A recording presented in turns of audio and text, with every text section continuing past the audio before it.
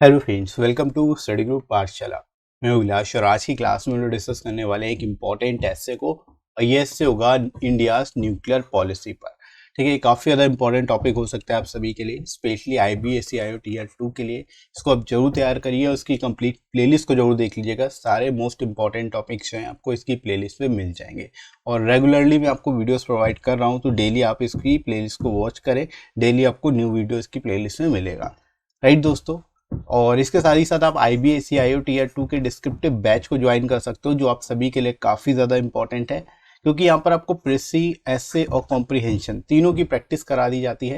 यहाँ पर आपको 60+ आवर्स की लाइव इंटरेक्टिव क्लासेस आप अटेंड कर सकते हो। 24/7 आप कभी भी अपने डाउट्स क्लियर कर सकते हो। साथ ही साथ आपको डेली टॉपिक दिया जाता है व्हाट्सएप ग्रुप में। जब आप इनरोल कर लोगे बैच को, तो आपको एक व्हाट्सएप ग्रुप में ऐड कर दिया जाएगा, जहाँ पर आपको डेली बेसिस पे टॉपिक दिया जाएगा और उससे रिलेटेड कुछ कंटेंट भी दिया जाएगा, ताकि आप उसको पढ़ के रीड करके आसानी से लिख सको उस टॉपिक पे। राइट, और रेगुलरली आपकी कॉपीज जो है यूट्यूब पे चेक होगी, जिसके थ्रू आपको पता चलेगा कि आप क्या गलतियां कर रहे हो, उसको कैसे इम्प्रूव करना है। राइट, साथ ही साथ रिकॉर्डेड वीडियोस भी आपको 24/7 मिल जाएंगे। आप कभी भी उनको रिवीजन कर सकते हो, जो प्रीवियस वीडियोस होंगे। राइट, और गर्ल्स के लिए सेपरेट ग्रुप की सुविधा भी है। टीयर टू के एग्जाम होने तक जो है आपका ये बैच कंटिन्यू चलेगा, तो लिमिटेड सीट्स ही अवेलेबल हैं। आप इस बैच को जरूर इनरोल कर लेना। राइट फ्रेंड्स, तो इस एक्सटेंसिव बैच को इनरोल करने के लिए आपको डिस्क्रिप्शन में लिंक दिया गया है, वहाँ से जाके आप इसको इनरोल कर सकते हो और आपको एडिशनल 10% डिस्काउंट भी मिल जाएगा। डिस्काउंट कोड आपको यूज़ करना है SG10। ठीक है, SG10 जब आप यूज़ करोगे आपको एडिशनल डिस्काउंट मिल जाएगा। राइट दोस्तों, तो चलिए शुरू करते हैं आज की क्लास को। Let's start. तो इंट्रोडक्शन से दोस्तों स्टार्ट करेंगे। इस टॉपिक को आप कैसे एक्सप्लेन कर सकते हो देख लेते हैं। तो यहाँ पर हम लोग शुरुआत कर सकते हैं कोटेशन से, जैसे कि the purpose of nuclear weapons is to deter. The mission of deterrence is to make all parties in position of nuclear weapons never ever use them. ठीक है, is a very significant statement of Rich Wilson. ठीक है, rich वेल्सन की statement है, तो यहाँ पर आप कोटेशंस के फॉर्म में जो है इसकी शुरुआत कर सकते हो, इंपॉर्टेंस बताते हुए। राइट, इसके बाद देखो, the nuclear doctrine of India is based on the principal that it will use a nuclear weapon only against retaliation purposes.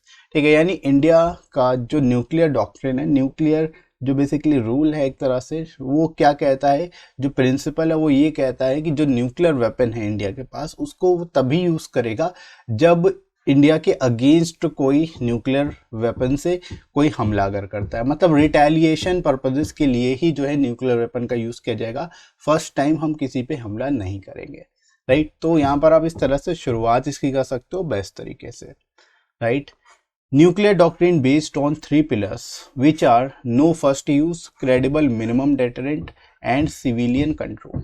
तो यहाँ पर आप दोस्तों बता सकते हो जो न्यूक्लियर डॉक्ट्रिन है वो किस पर, 3 पिलर्स हैं इसके, जो कि फर्स्ट, नो फर्स्ट यूज यानी फर्स्ट टाइम यूज नहीं करना, क्रेडिबल मिनिमम डेटरेंट यानी जहाँ तक हो सके इसको बचाव करना है, और सिविलियन कंट्रोल। ठीक है, ये 3 जो है इसके मेन पिलर्स हैं जो आप यहाँ पर बता सकते हो। India's nuclear doctrine is the most responsible doctrine which aims to at providing the minimum credible deterrent। ठीक है, यानी कि इंडिया का जो न्यूक्लियर डॉक्ट्रिन है वो मोस्ट रिस्पॉन्सिबल डॉक्ट्रिन है एक तरह से, जिसका एम है मिनिमम क्रेडिबल डेटरेंट प्रोवाइड करना। राइट, तो यहाँ पर दोस्तों आप इस तरह से इंट्रोडक्शन में इसके रिगार्डिंग बेस्ट तरीके से लिख सकते हो, और यहाँ तक आई होप आप लोग समझ पाए होंगे कि इंट्रोडक्शन में इसको कैसे एक्सप्लेन करना है। आगे दोस्तों बढ़ते हैं हम लोग बॉडी सेक्शन में। ठीक है, अब इसको कैसे एक्सप्लेन करोगे ये देख लेते हैं। India became a nuclear power country without signing a non proliferation treaty. ठीक है, यहाँ पर आप बता सकते हैं कि इंडिया जो एक न्यूक्लियर पावर कंट्री है जिसने अभी तक नॉन प्रोलिफरेशन ट्रीटी जो है उसको साइन नहीं किया है। राइट, और अब आप यहाँ पर इसके बता सकते हो जो डॉक्ट्रिन है उनके बारे में एक्सप्लेन कर सकते हो। जैसे कि पहला था डॉक्ट्रिन नो फर्स्ट यूज। तो नो फर्स्ट यूज का मतलब क्या है यहाँ पर, as per the nuclear doctrine India confirms to a no first use policy when it comes to nuclear weapons. ठीक है, यानी न्यूक्लियर डॉक्ट्रिन के हिसाब से जो इंडिया है वो कभी भी फर्स्ट यूज नहीं करेगा। ठीक है, एज अ पॉलिसी तो न्यूक्लियर वेपन का। सेकेंड यहाँ पर आप बता सकते हो क्रेडिबल मिनिमम डेटरेंट। ठीक है, क्रेडिबल मिनिमम डेटरेंट का मतलब क्या होता है, it's concept include significant survival and operational preparedness nuclear forces. ठीक है, यानी क्रेडिबल मिनिमम डेटरेंट का मतलब यही है कि जो ऑपरेशनल और एक तरह से सर्वाइवल सफिशिएंट सर्वाइवल होना चाहिए और ऑपरेशनली प्रिपेयर्ड न्यूक्लियर फोर्सेस होनी चाहिए, and a regular command and control system, early warning capabilities. ठीक है, ये सारी चीज़ें जो है क्रेडिबल मिनिमम डेटरेंट में आएगा। ठीक है, यानी कि इसको एक तरह से रोका जा सके, किसी काम को पहले से ही, मतलब जो इस तरह का आक्रमण होने से पहले इसको रोका जा सके, ये डेटरेंट के अंतर्गत आता है। Right, the principle of credibility, effectiveness and survivability will be central to India's nuclear deterrent. ठीक है, यानी कि आप बता सकते हो जो प्रिंसिपल है क्रेडिबिलिटी का, इफेक्टिवनेस और सर्वाइबिलिटी का, वो सेंट्रल है इंडिया की न्यूक्लियर डेटरेंट में। ठीक है, मतलब मुख्य हिस्सा है। Right, the nuclear doctrine demands a highly effective military capability. ठीक है, यानी जो न्यूक्लियर डॉक्ट्रिन है वो हाईली इफेक्टिव मिलिट्री कैपेबिलिटी रखता है। राइट, तो यहाँ पर आप दोस्तों इस तरह से इसके बारे में बेस्ट तरीके से लिख सकते हो, एक्सप्लेन कर सकते हो।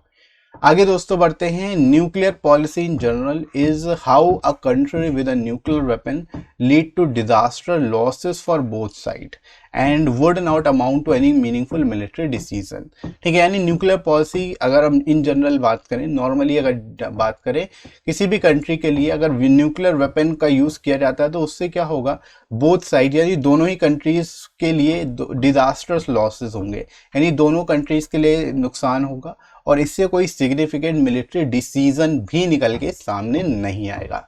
राइट, तो इस वजह से इसको जो है अवॉइड किया जाता है। After independence a group of Indian scientist led by Homi Bhabha convinced Pandit Jawaharlal Nehru to invest in the development of nuclear energy in 1947। ठीक है, यहाँ पर आप हिस्ट्री इसके बारे में बता सकते हो थोड़ा सा बेटर तरीके से कि आफ्टर इंडिपेंडेंस के बाद एक ग्रुप ऑफ इंडियन साइंटिस्ट जो थे जिसको लेड किया था होमी भाभा ने, इन्होंने कन्विंस किया उस समय के प्राइम मिनिस्टर जवाहरलाल नेहरू को, ताकि एक तरह से न्यूक्लियर एनर्जी के डेवलपमेंट में इन्वेस्टमेंट किया जा सके।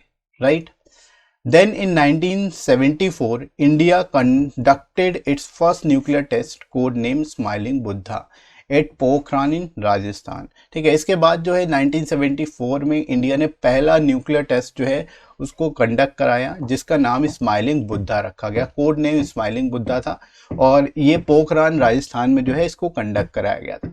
राइट, तो यहाँ पर आप इस तरह से इसको बेस्ट तरीके से लिख सकते हो। इसके बाद देखो, this test was announced to the world as a peaceful test. ठीक है, यानी ये जो टेस्ट था एक तरह से पीसफुल टेस्ट की तरह इसको अनाउंस किया गया। Right, India tested 5 nuclear devices with code name operation Shakti, also known as Pokhran second, in 1988 for which India faced universal condemnation।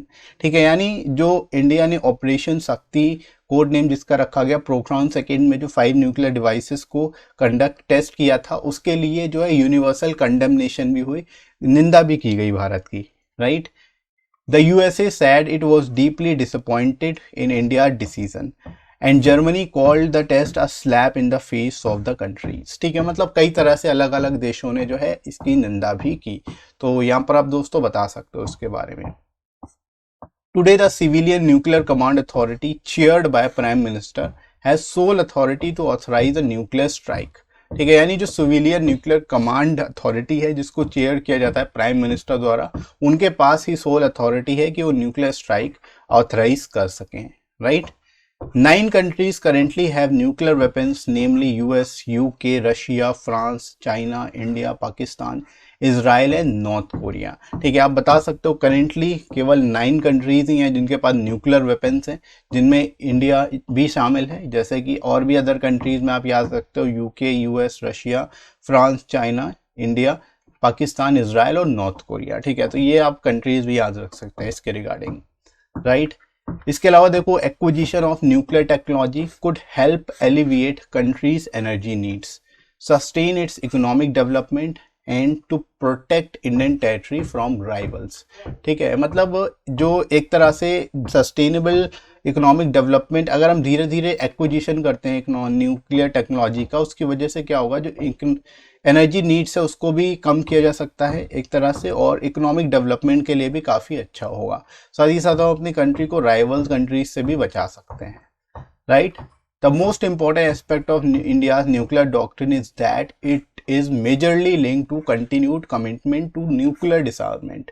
ठीक है, यानी आप बता सकते हो जो मोस्ट इंपॉर्टेंट एस्पेक्ट है न्यूक्लियर डॉक्ट्रिन का वो यही है कि ये लिंक है किससे, commitment to total nuclear disarmament से, मतलब वो पूरी तरह से डिसआर्ममेंट से पे के लिए जो है कमिटेड है India, right. As India has the largest thorium resources in the world and hence can exceed easily in this sphere। ठीक है, अब यहाँ पर ये भी आप बता सकते हो कि इंडिया में लार्जेस्ट थोरियम रिसोर्सेस हैं, रिजर्व्स हैं पूरे वर्ल्ड के, जिसकी वजह से जो है इंडिया आसानी से इस फील्ड में, इस स्पेयर में आगे निकल सकता है, आगे बढ़ सकता है, right. India only lacks in trained human resources and technology required to convert fuel to power, and if achieved then India will become one of the most prosperous nation of the world। ठीक है, यहाँ पर आप दोस्तों बता सकते हो कि इंडिया में केवल और केवल ह्यूमन रिसोर्सेज की ही कमी है, साथ ही साथ टेक्नोलॉजी जो रिक्वायर्ड है उसको अगर ले आया जाता है तो जिसकी वजह से फ्यूल को हम पावर में कन्वर्ट कर सकते हैं। अगर इस चीज़ को हम अचीव कर लेते हैं देन इंडिया जो है मोस्ट प्रॉस्परस नेशन में से एक होगा, राइट। तो यहाँ पर दोस्तों आप इसको बेस्ट तरीके से इसी तरह लिख सकते हो और आई होप आपको समझ में आ गया होगा कि आपको कैसे इस टॉपिक को लिखना है बेस्ट पॉसिबल वे में, राइट। तो इसी तरह से आप बाकी के टॉपिक्स भी तैयार करिएगा और ये टॉपिक आई होप आपको समझ आ गया होगा। इसके साथ ही साथ फ्रेंड्स आप इन बुक्स को ले सकते हो जो आपको एस्से और प्रेसी राइटिंग दोनों के लिए मिल जाएगी। यहाँ पर आपको 100+ एस्सेज मिल जाते हैं इस बुक में जो विद इन वर्ड लिमिट आपको मिलेंगे अराउंड 400 वर्ड्स में। साथ ही साथ लेटेस्ट टॉपिक पे, लेटेस्ट पैटर्न पर सारे टॉपिक्स आपको मिल जाएंगे और 60+ यहाँ पर आपको प्रेसी के सेट भी मिल जाते हैं जिनको आप तैयार कर सकते हो और लोएस्ट कॉस्ट पे बुक आपको मिल जाएगी, एडिशनल 33% डिस्काउंट भी आपको मिल जाएगा। तो डिस्क्रिप्शन में दोस्तों लिंक दिया गया है, वहां से जाके आप डिस्काउंट रेट्स में इन बुक्स को ले सकते हो और अपनी प्रिपरेशन को और बेहतर तरीके से कर सकते हो, राइट फ्रेंड्स। तो इसी तरह से आप तैयार करते रहिए सभी टॉपिक्स को और साथ ही साथ आप टेलीग्राम चैनल ज्वाइन कर सकते हो, आपको यहाँ पे इंपॉर्टेंट पीडीएफ और क्लासेस की नोटिफिकेशन मिल जाएगी। तो डिस्क्रिप्शन में दोस्तों लिंक दिया गया है, वहां से जाके आप इसको ज्वाइन कर सकते हो, राइट। इसके साथ ही साथ ये वीडियो आपको कैसा लगा कमेंट करके जरूर बताइएगा। वीडियो हेल्पफुल लगा हो तो लाइक करेगा, इस वीडियो को शेयर करेगा अपने सभी दोस्तों में और सब्सक्राइब कर लीजिए इस चैनल को अगर आप में से कोई नया है तो, राइट फ्रेंड्स। तो अभी के लिए इतना ही, नेक्स्ट मिलते हैं अगली क्लास में। Thanks for watching.